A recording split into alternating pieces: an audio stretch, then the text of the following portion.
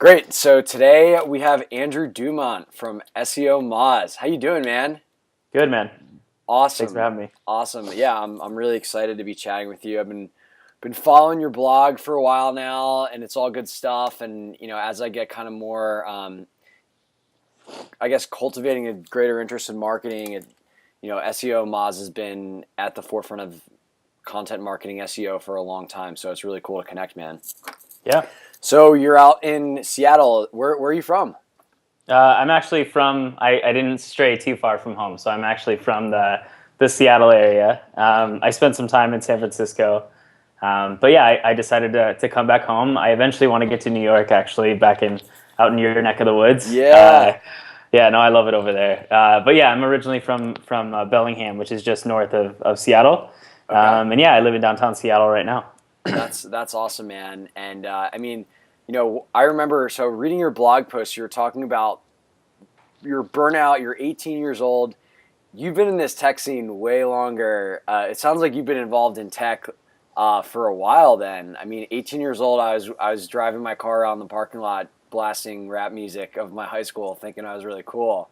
So you. Well, I may have as well, but I was doing this as well. I was in tech as well, so yeah. That's awesome, man. Tell me kind of like when you got the bug and how this whole career started in tech. Yeah, so I kind of stumbled upon it actually by accident. So growing up, I kind of always wanted to be a banker on Wall Street, which is, I don't know. I think I watched. Of course, who doesn't? Yeah, Joe I think I Wall watched Street. Boiler Room a few too many times. So yeah, that was kind of what I thought I wanted my career to be, and then I kind of stumbled across this guy Derek, who had started a company called Tatango, and him and his founder had just split. Yeah, it was a young company. It was a group text messaging company, and it was based out of Bellingham actually, which was surprising because there wasn't much tech at all in Bellingham. There still isn't much tech at all in Bellingham.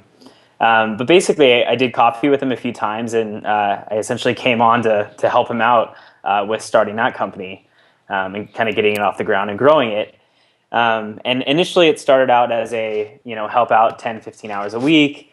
And then it moved more into a salary type of gig, and I was still going to school at university, and yeah, I did that for about 6 months to a year, and then I decided to drop out and work on it full time. So that's what I did. Awesome. So we raised 250, and that was kind of when we turned on the gas and really started going for it. And yeah, so I did that for about 3 years.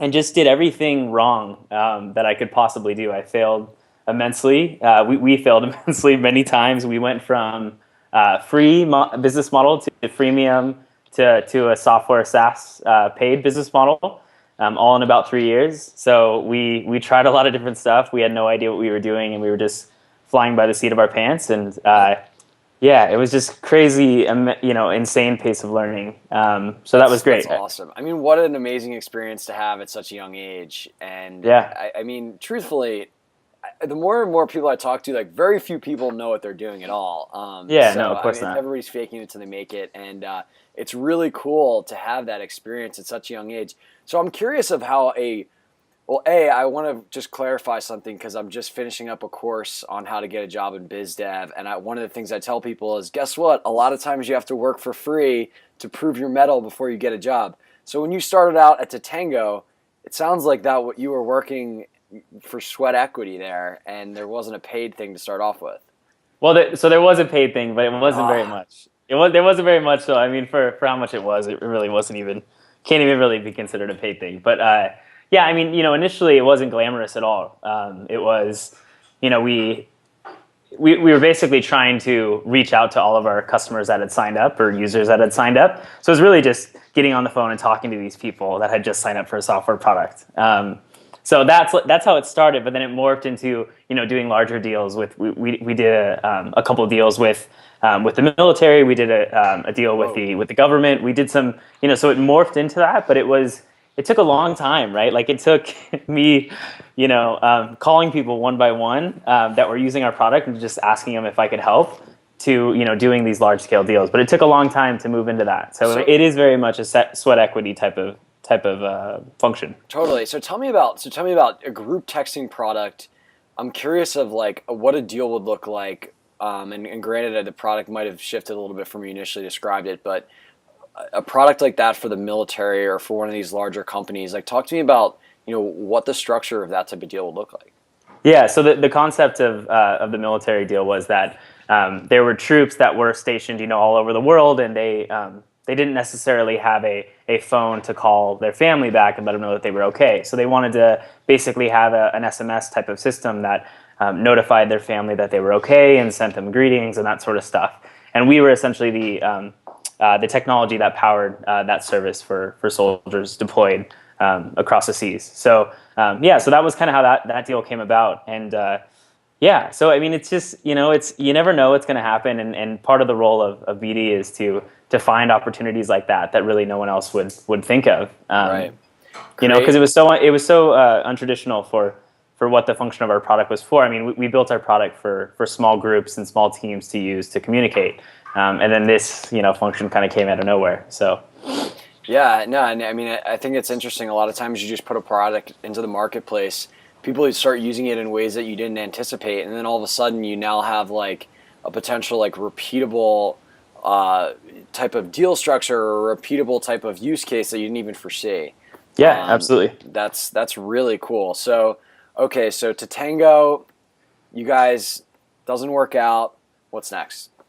Well, so I mean, Tango still exists and it's doing well. So I don't want to take that away from them. But yeah, I mean, it's a small team. I think it's 5 to 10 people now. But so once Tatango was done, or at least my time with Tatango was done, I decided to go back to school actually, which is kind of surprising. I know I was even surprised with myself. So yeah, well, no, not so much. But yeah, no, I decided to go back to school because I knew if I didn't finish it at that point, I was never going to finish it. And my parents wouldn't be too happy about that. So I decided to go back and do it. And actually, while I was in school full time, I picked up a job at SEOmoz, just as kind of like an entry level BD person at SEOmoz. And then I kind of worked my way up the ranks there while I was going to school full time, and did that basically all through the remaining 2.5 years of college that I was at. That I was in. So that's awesome. That's really cool. So you were able to do that in tandem with going to school and getting your degree. Yeah, and kudos to them for being very forward thinking and flexible with my, they worked around my school schedule and allowing me to work remotely, and it was just a really good situation for both of us. I think that's like a tremendous, like if you're a young person and you realize that you're into this stuff, and you can basically do these like remote internships while you're at school, what a tremendous opportunity, because you essentially like you have an excuse to work for like nothing and justify it, right? Yeah. Because you're like, oh, I'm in school, like I'm probably not going to be making a ton of money anyways right now. Like what an incredible reason to justify working for free and doing awesome work for young companies.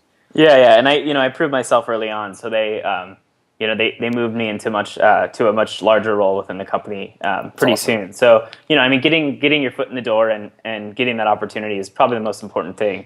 And if you are confident in your ability and know that you can succeed and make a large impact, then it's you can move up from there. So yeah, I mean, I would highly encourage any entry-level internships or roles like that if you are confident in your ability to succeed in the role.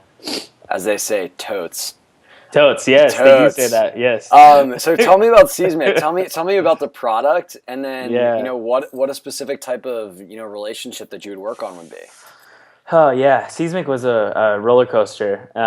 We raised a lot of money at SEOmoz. I think a total of 16 million once all was said and done. And fair chunk of change. Yeah, no, it was a crazy experience because we had this amazing CEO and founder Loic who started the LeWeb conference, and the guy is just a very successful entrepreneur, and he had all these amazing connections. And the product essentially, it started out as a video commenting service for blogs. Not sure if you guys remember the little raccoon on like TechCrunch and stuff, but that's how it started. And then basically what Loic saw as they were building that product is it kind of flatlined. It wasn't doing this type of growth curve. So he kind of abandoned that and he decided to move more towards a social media dashboard type of product, very similar to a Hootsuite or a TweetDeck. And then, I'm not sure if you guys all remember, but there was a time where Twitter basically shut off or said that they didn't want third-party applications building on their product. I remember because I was building one.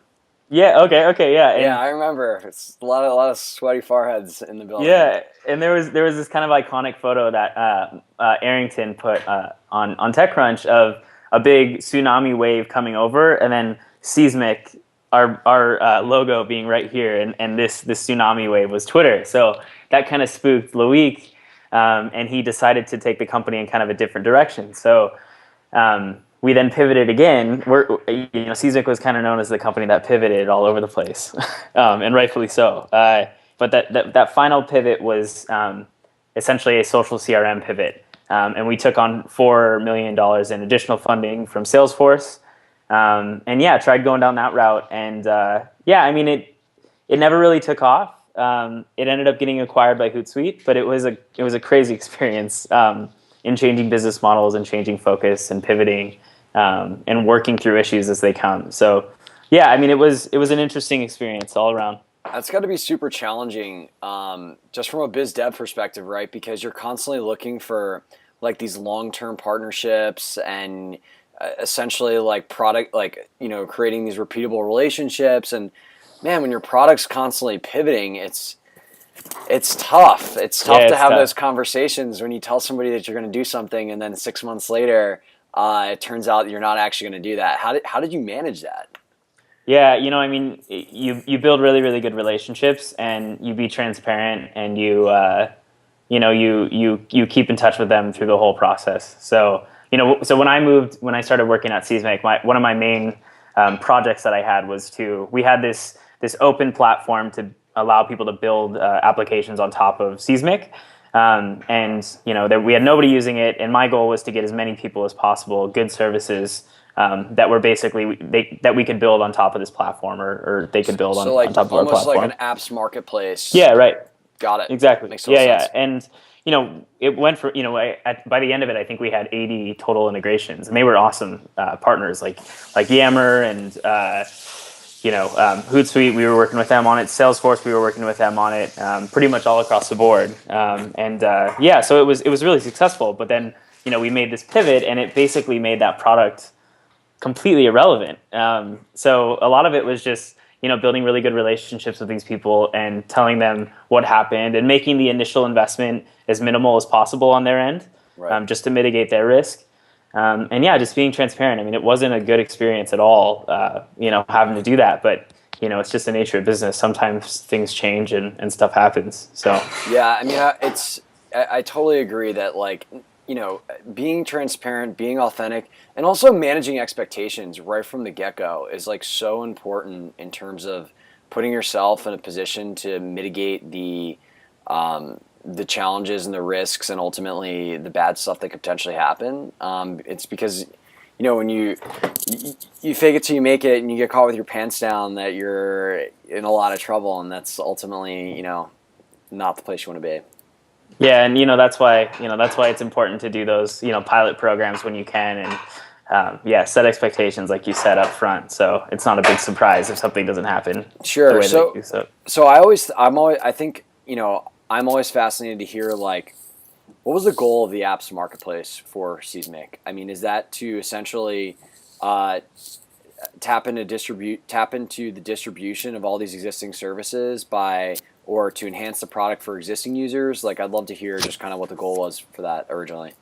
Yeah, so there was two main reasons why we did it. The first was that we were getting a lot of requests for additional services. So when you're a social media dashboard like that, and your goal is to integrate everything into one, you get a lot of requests for different services built in, and we just didn't have the engineering power to basically continue that and to add these services at the pace that other people wanted us to. So we essentially opened our platform up, and allowed other developers to help us with that engineering work. Nice. So that was a concept for it. Was hey, we knew we were going to have all these requests for different platforms, and we needed some way to do this in an efficient, scalable way, and that was our answer to it.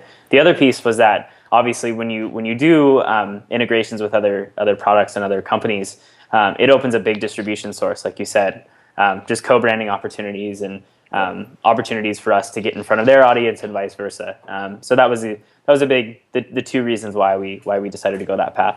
Definitely, yeah. And like I know Constant Contact has so the company that acquired Single Platform, Constant Contact, they have a big apps marketplace, and a lot of the reason too is that businesses or SaaS businesses don't want to preclude themselves from working with people because they don't have certain functionalities, right? So for example, like if you're on Salesforce and that's your sales CRM, and you want sales marketing automation software and it doesn't integrate with Salesforce, well, you're cutting yourself off from a huge cohort of customers.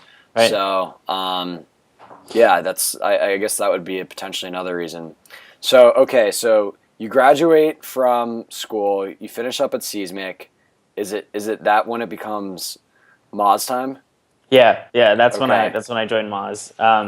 And there was a period, like I said, when I was in San Francisco. So actually I think it was that my last summer after I graduated college, I spent down in San Francisco, and then I actually moved back to Seattle, and then started at Moz, and I've been at Moz for about 2 years now. And yeah, I mean, Moz has been amazing, and it's been incredible. I mean, the thing that attracted me to Moz was a proven revenue model, a proven product. You guys were bootstrapped for a while up until yeah. I mean, it's been an up and down story at Moz, but yeah, I mean, things have been going very good. When I joined, I think I was employee number 30 something, and now we're a little over 130, and it's been about 2 years. Wow. So we've just been growing really fast, and yeah, now dealing with the issues that come along with growing fast, and the pains that come along with that. So yeah, it's been a great experience, and I've learned a ton. So yeah, that's what I've been doing for the past 2 years, roughly. That's awesome. Now describe give me the elevator pitch for SEOmoz, because I think a lot of people probably aren't as familiar with it. Yeah, sure. So yeah, and it doesn't get. It's funny. It doesn't get as much press as SEOmoz did, but it's a much more sound business than SEOmoz was. But yeah, I mean, it's essentially the elevator pitch on SEOmoz. It's a software company that helps anybody doing online marketing basically track their search marketing efforts or organic search efforts, and help them basically understand where they're doing well, where they're making mistakes, and where they can improve. To basically rank higher in the search engines for specific terms that they're trying to target. So we essentially think of it as, kind of automating an agency that is doing SEO consulting. We want to automate that process and help people that aren't SEOs, figure out how to rank better and optimize their site. Got it. So you guys not only provide reporting, but the software also provides like suggestive capabilities. So yeah, recommendations and that sort of stuff. Yeah. Got it. That's awesome. And it's across, because the thing about SEO that I always is like, that's always interesting to me, and, a potential challenge for anybody that's looking to really like sharpen the spear of become an SEO person is it's constantly changing, right? Like every 6 months, it's like, well, Google Plus is now a part of it, and Twitter tweets are a part of it, and the number of Facebook likes, and all of a sudden guest posts aren't ranking as high, and it's just crazy. So I imagine like that's probably even just a pretty big technical challenge, just calibrating with the constant changes in search. Yeah, no, it is, and it's what makes the space so interesting, actually, and that's why we're working on this new product, is because the space is changing so much. And yeah, we need to adapt with it and help our users adapt with it as well. So, but yeah, I mean, it's a really large base. So it's a really interesting SaaS company. So there's a little over 24,000 paying customers on SEOmoz. So it's this huge number of people. That's awesome. Yeah, it's huge, and it's people pay us $100 to $500 a month, depending on how large their site is. But we've done this without a sales team, which is really interesting. Inbound marketing for an SEO company. Right. Who would have thought? Who would have thought, right? Yeah. So we, that's what we preach, and we try to build software to help, basically practice what we preach and how we grow our company. So that's really the big concept behind what we're doing and why we're doing it. And so are you guys like a free trial, freemium type of thing? Free trial, yeah. So free 30-day free trial. Got it. And then at the Yeah. end of the 30 days, are you guys trying to have like a consultative like onboarding process from an account manager, No, or I it's mean just it's all self sign up? self-serve. Yeah, all Wow. self-serve. Yeah. Wow. That's awesome. Yeah, yeah. So it's been really interesting. I mean, that team that I said is about 130 people now. I mean, about 90 of them are just devs. Whoa. Yeah. So it's a huge number of devs, and Oh my so gosh. yeah. I mean, so a big piece of our product is we go out and we crawl the entire web. Right. So the user won't have to put a JavaScript insert on their site. So it's a huge engineering investment, and just a just huge from our end on that side. So that's a big focus for us, and the account management and sales side we just don't have it, and we like that model because margins stay high, and it's a nice way to grow a business, we think, and we've had pretty good success with it so far. Well, you also probably like isolate your ideal customer, right? Like you don't Right. want somebody Yeah. who's a huge pain and doesn't know how to, put a piece of JavaScript on their site or any of that stuff because they're going to be hard to work with. And I think that's a big thing that a lot of, just in general, like a lot of things I think about in business is like, well, you can optimize on volume, or you can, build a great product for the right people that you actually want to attract, and ultimately probably net out on the positive side when you discount all the headaches and overhead that they're going to cause. Yeah, and I think a good example of that is like an enterprise function, right? So because we don't have an account management team and an enterprise sales team, we basically tell these enterprises, we treat them just like the Joe Smo down the street that has a little business. We treat them the same as the enterprise. So and the beauty of that is that enterprises typically want additional support, and they want you to change their product for them. And we just don't do it. And if our product works for them, great. If not, then there's other products out there. But it allows us to focus very heavily on what we want to do. And allows us to support a specific type of user really well. That's pretty cool. That's pretty cool that everybody gets the same attention, more or less. And it makes total sense given the model. So tell me about like what a biz dev relationship is at Moz. Yeah, well, so biz dev at Moz. I'm sure there's multiple different types. Yeah, there's a lot, man. So I was the first person to come on and do biz dev at SEOmoz. So a lot of my time there initially was just kind of trying different things and seeing what worked, and building out the infrastructure for BD at Moz. So that was the initial time frame. But in terms of my focus, it's data relationships. So both data coming into our product and licensing of our data. Mm-hmm. That's one piece. The other piece is like product distributions. So working through other software providers or large networks to basically do like reseller type of agreements, large scale reseller agreements. Kind of a I wrote this in my post about what the role of BD at startups is, and a lot of it is just filtering out opportunities as they come in, and figuring out which opportunities we need to pursue, and which ones we aren't in line with what our vision is and what our goal is. So a lot of it is just filtering too. So yeah, it's kind of across the board without going into it too deep.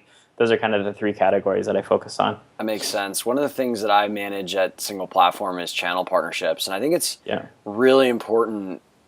One of the things you learn is that I think a lot of people go to market and they are afraid to build a sales team or an incredible inbound marketing funnel, and they're basically like, yeah, well, I'm just going to do these partnerships to get distribution, and I think so infrequently, or such a small percentage of opportunities for those channel partnerships are going to be successful. And I just think like understanding the nuances of that, and just like being able to detect like which ones are successful or unsuccessful, like early on, or even like in the filtering process, is just so important. Yeah, definitely. I'd love to hear, just like for you, like when you're evaluating a particular channel partner, are there any like high level things that you try to be on the lookout for or identify as like a indicator that this is going to be a great partnership, or on that conversely a red flag? Yeah. I mean, just the basic stuff without actually getting on the phone with them and talking to them. The first things you look at is you look at their brands, how they're perceived in the industry, whatever industry they work in. any metrics that you can find in terms of traffic or user base or revenue and that sort of stuff will give you a good sense of scale. Typically, my rule of thumb for working with somebody is if they have, 1 million users on their product. If I do, some sort of channel partner deal with them, I only expect that 1% of that user base is actually going to convert to my product or do, something that I want them to do, right? So it's a really small piece. So evaluating the scale of a business before you engage with them is actually really important to determine how successful and how effective it'll be. Those are just a few things that I look at, but it kind of varies per partnership. And did you have an understanding of those metrics only after doing a couple and realizing that, okay, wow, like the conversion on this is not quite what I thought it was going to be. Because I think it's always, it's so iterative. It's a very much of a guessing game early on. So, for young companies thinking about channel partnerships, people that it's even really new to, what's a fair number to expect for a conversion on a standard reseller or channel partnership? Is 1% really what you should expect? Yeah, that's what I expect. Anything above that's great. Got it. I kind of see 1% as like a worst case type scenario. So, that's nice because it sets expectations initially. But yeah, a lot of it's just trial by fire, and not too many people. And I'm glad you're working towards changing this. But a lot of business development people, they just don't talk about what they do too much, or the deals that they put in place, because there's a lot of either one, it's confidential, or two, there's a lot of background behind it that takes a long time to explain. So it's tough to have just a general rule of thumb. But yeah, that's typically what I like to go with. What I try to do is, and I'm working on a couple channel deals right now, is like when I'm modeling out opportunities, I always do like a good this is like a good outcome, this is a middle outcome, and this is the worst, like a terrible outcome, right? And that kind of sets the framework for, is this a deal that I want to do? If X, Y, Z variables change, like as they do throughout the conversations, because it's very fluid, what do those numbers look like? And I think that it helps you make good decisions and, ultimately identify opportunities, because there is so much ambiguity in the very early stages. Yeah, that's exactly right. Cool, man. So I know you got a side hustle too, which I love. Yeah. And this is my side hustle, is learning digital marketing through building a blog. But I'd love to hear about Stride, man, because it seems it's pretty cool that you have your own thing too on top of all the stuff going on at Moz. Yeah. So the concept behind why we decided to build Stride was actually was kind of for my function. So I noticed that for BD roles, the software that existed out there for tracking new deals that I was working on was pretty scarce. I was essentially using an Excel document or a Google Doc, right? And I thought that it could be expanded a little bit more, and it turns out it can. And the only other alternative was using a traditional CRM, which is contact manager, which I hated because I spent all this time inputting contacts, and eventually they went stale. They changed jobs, and it just wasn't dynamic. It wasn't. It wasn't intelligent, right? Those are built for what a lot of people. Those are built for inside sales managers. Like they're built for people that want to run metrics across a big team. They're not built for an agile 2-3 person BD team. Yeah, exactly. And I was concerned about doing a low volume of deals, but very high value. And none of the software out there was built in that way. So yeah, that's kind of why we built Stride. And it's been about a year that we've been working on it. And as a side hustle, it's tough, but we've been making a lot of progress on it. Just launched an iPhone app, and I've been continually working on the product, and a little over 10,000 users on that product, which is pretty cool. It's been great. And our primary user base is the BD people and small agencies. We notice are using it a lot for new client tracking. Finding and closing new clients that come to them. So that's kind of the background there. And I'm doing it with some friends of mine that are awesome guys I really enjoy with, and I think that's enjoy working with, and that's probably the most important thing about a side project. Sure. Is working with people that you actually enjoy working with. Totally, totally. I mean, Yeah. you should, in every job, you should strive for that. Yeah. What would you say is the biggest thing that you've learned about, bringing a new SaaS product to market? Yeah, I mean, so the beauty about side projects is that you kind of do everything. Where at Moz, I'm very focused on BD, and that's why I wanted to do this project because I wanted to understand paid marketing a little bit better. I wanted to understand retargeting. I wanted to understand content marketing. I wanted to understand actual development of a product. And so it kind of allows me to get my hands dirty in a lot of different things.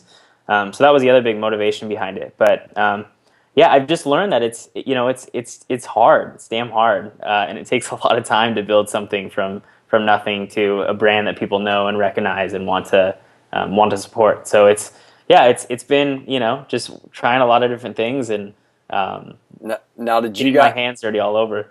Now, did you guys? I mean, I'm assuming your acquisition funnel now is inbound marketing because it's a side project with just a couple Yeah. guys. But when you were building the initial product, that's something that as a BD person, like just coming from where I'm from, like I'm always fascinated about that initial those initial stages. And so were you just literally building a product for yourself and you build it and then decided to distribute it, or did you do some pre-selling or like lean startup stuff? Or tell me about that. Yeah, I mean, so we did the landing page and stuff like that. That is taught in the lean startup methodology and Yeah. stuff. But Unbalanced. yeah, I mean, yeah, a lot of it was just building a product that would solve my problem and solve my other co-founder's problem, which was he owns a small digital marketing agency, and we both kind of had the same issue with tracking a low number of opportunities that were high value. So we kind of built a solution to solve that, and then we decided, hey, other people probably have this problem too. So then we decided to put a revenue model on it and put it out there, and that was kind of the how we thought about it. So It's great. yeah, Right? but I mean that's the funnest times is going through the designing what the product will look like and what the launch will look like. I mean I love that stuff. Dude, honestly, I think that's one reason I love blogging is because it's like a little mini Yeah. launch. Yeah, Like exactly. it's so fun. It's like, I'm gonna put this out there. Yeah. That's awesome, man. That's really cool. And one thing I think like any like ambitious young person battles with that it sounds like, you've been intentional about trying to, be introspective and practice best practices and lead a normal life. Like how do you balance, like what are some things that you do to balance like all of this ambition as well as, leading a life that's fulfilling, not just in the workplace?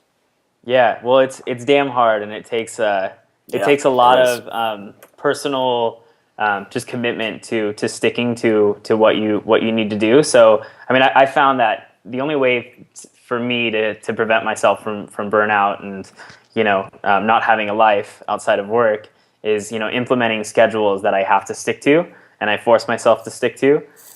So I block things out on my calendar. Like certain evenings at a certain time, I work on Stride. Other times, certain evenings at certain times, I blog. During the day, I'm completely focused, heads down on Moz. And there's no overlap. I don't allow myself to overlap during those times. And then on the weekends, I make myself take at least one day off. It's things like that where you implement these schedules and and just kind of ways that you need to allow yourself to unplug and focus. Because the biggest issue I've noticed with having a side project and having a blog and having a day job, obviously, is context switching. So the more I can prevent myself from switching context, the better off I am. So that's why I block my days off by certain functions. Totally. Yeah. I mean, just general like frame of mind switching, task switching, like it's just, I think the stat is every time that you get interrupted, it takes you like anywhere from 5 to 20 minutes to reach the same level of concentration that you had before. So like when you're not only constantly task switching, but like switching the context, like you said, between like you're this project and this project and this job and this job, you're just spinning your wheels. So that's awesome. That's really cool. I like that. I'm a big difference. I guess a big thing for me has been, I used to be a big to-do list guy, and then that like still wasn't good enough. And once I started scheduling my to-do lists, like that became like just epically more efficient and focused, because it's such an accountability and like adherence thing that when it's not structured adjacent to time, like it just isn't the same. Yeah, definitely. Yeah, and the other big thing that I found too is that I was always I kind of shifted everything forward in my day. So I wake up really, really early now, Yes. and having that time to I know a lot of people in the tech world don't do 6 that. a.m. baby every day. Yeah, I know. Same. I do even earlier than that now. You badass. But it's well, no, not at all. But it's good time where it's quiet and you can get the big projects done, because during the middle of the day you're going to get interrupted. Yep. You're going to be taken away from what you want to do. So shifting everything forward, I've noticed, has helped a lot. Isn't it amazing too how like the morning all of a sudden, like when the morning was, okay, I need to get out of bed and shower and get out of here as fast as I can. Like morning sucked. It was hard to get out of bed. Right. When your morning is you're working on the things that are most challenging and most stimulating and engaging, all of a sudden like your morning is bliss. Yes, and, like, definitely. Getting out of bed is like awesome. Yeah, and I front load like that too, right? Like the difficult projects, the things that are going to take the most mental energy, that's the stuff that I front load in the morning. Yep, totally. Same here, man. That's awesome stuff. Dude, well, this has been really fun. I'm glad that we got to connect and talk shop a little bit in life. So, I always like to ask people at the end of these interviews, if there's anything, like, is there anything that anybody who might watch this might be able to help you out with, whether it's at Moz or with Stride or anything else? I'd love for you to let people know. No, I mean, I don't think there's anything that they can help me with. I mean, I actually like taking the other tact. If there's anything that I can help anybody else with, I think that's the best way to provide value and build relationships. So anything that I can do to help, I'm just hello@andrewdumont.me. Awesome. So yeah, awesome, happy to help. And I'll make sure to you're Andrew Dumont on Twitter, and your blog's andrewdumont.me, correct? Yeah, that's right. Awesome. Well, everyone should definitely check them out because they're both really good stuff. And thanks so much, man. I'll make sure to put all that information in this post. And really appreciate you coming on, man. Good luck with the launch of an upcoming exciting product at Moz. Yeah, thank you, man. Appreciate it. Awesome. See you, buddy. Bye.